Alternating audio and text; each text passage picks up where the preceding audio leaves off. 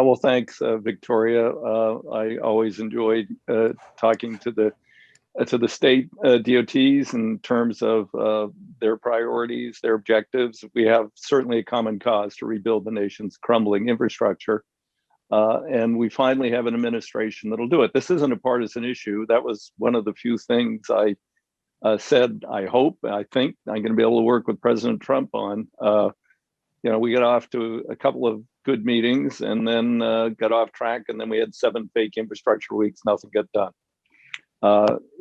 Now we have a president, I don't know if many of you saw it, but just recently did a shout out to me in the White House meeting on COVID relief before we got into the details of the package, saying I can't wait to sit down with Peter DeFazio and work on an infrastructure bill. I've been in touch with Secretary Buttigieg, his economic advisor, and others.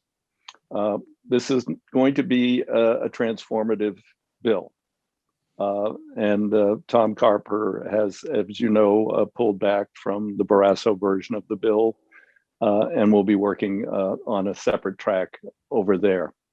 Now, in the last Congress, we passed the INVEST Act, 46% increase in transportation investment. Yet your association backed a version that was 10% increase, leaving tens of billions of dollars on the table, because it didn't change policy. This is the 21st century. I mean, I did love carrying around when I had all these devolutionists on the committee when the Republicans took over back in 10, my poster of the Kansas Turnpike ending in a farmer's field at the Oklahoma border, because Oklahoma couldn't come up with the money and they didn't build their section until they got a federal match. Well, the federal highway system is done. We do have 47,000 bridges on the national highway system need repair replacement. That's a lot of money.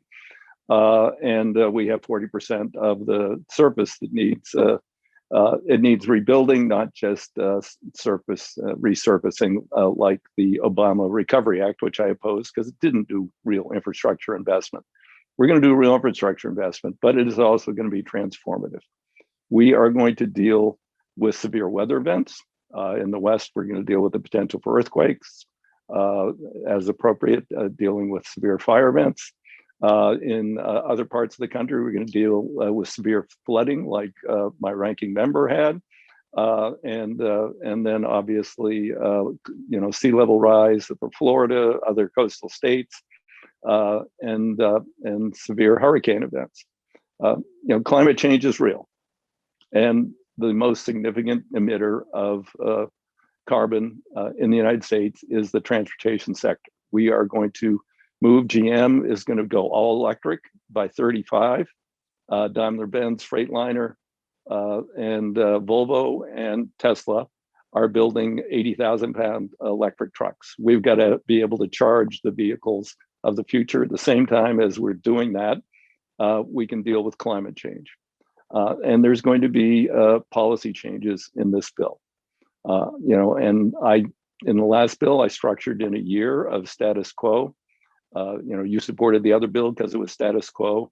I don't think you're going to see a status quo bill out of either the House or the Senate.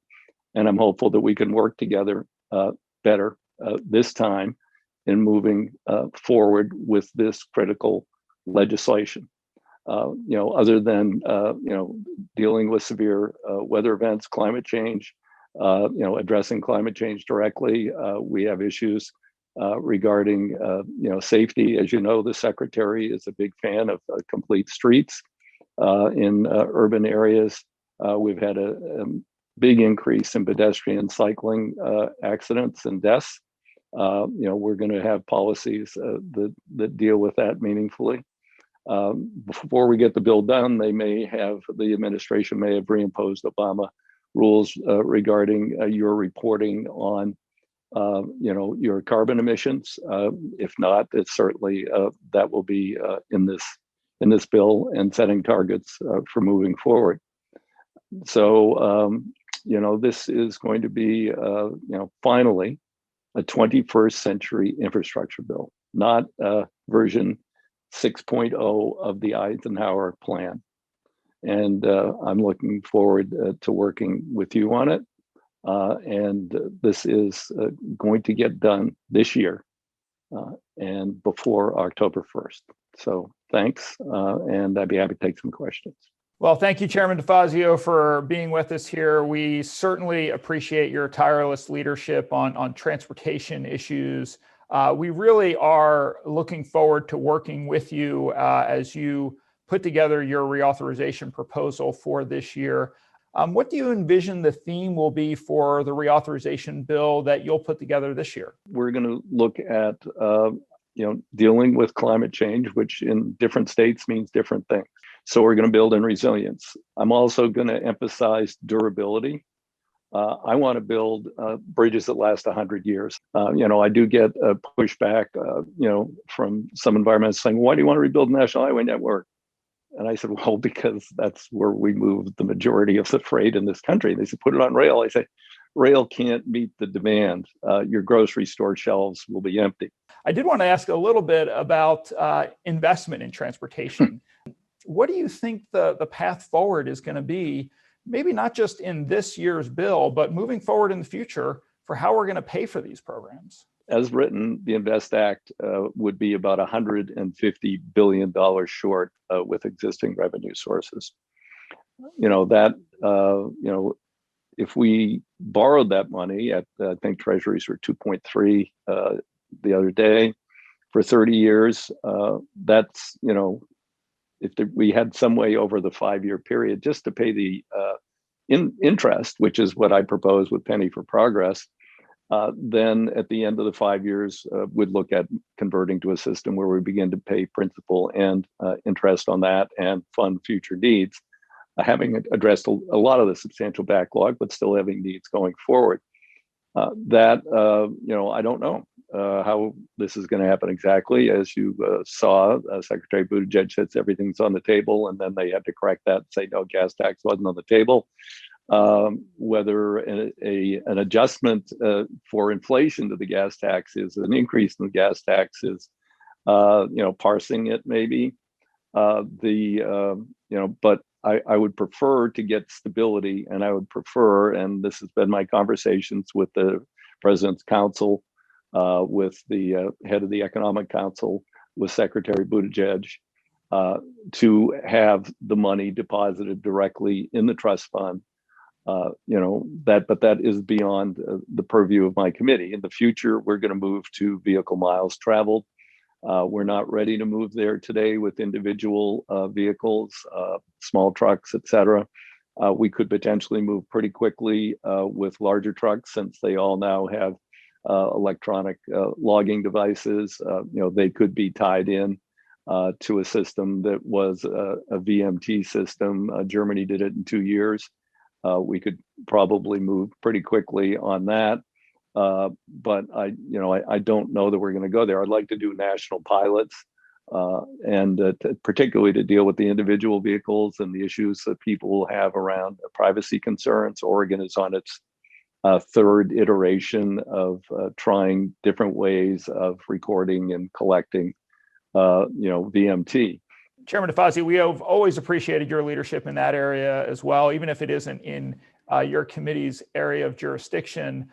Certainly appreciate you mentioning the leadership that the states have taken in taking a look at VMT as a viable alternative to the gas tax. I also really want to thank you for your leadership related to COVID relief for state DOTs. We were very fortunate to get the $10 billion in the last COVID relief package. It was critical for state DOTs to be able to get that assistance so that it would replace some of the revenues that the state DOTs had lost at the peak of those stay-at-home orders, where we saw a drop in VMT and a reduction in revenue that state DOTs count on. That really will help state DOTs be able to do the projects that they had to put off last year because they saw such a significant decrease in revenue. So thank you for your support there. And I really do want to thank you for taking the time to be with us today. You've always been so generous with your time and attending those in-person versions of the Washington briefing. So we certainly appreciate you taking the time today to join us virtually for this Washington briefing. Well, hopefully we can get back to in person soon. I enjoy the actual live interaction better. But for now, we're stuck with this. So hopefully, this later this year, we'll be back to something that resembles normal. Great. Well, thank you again, Mr. Chairman, and we look forward to seeing you in person soon. Okay, thanks.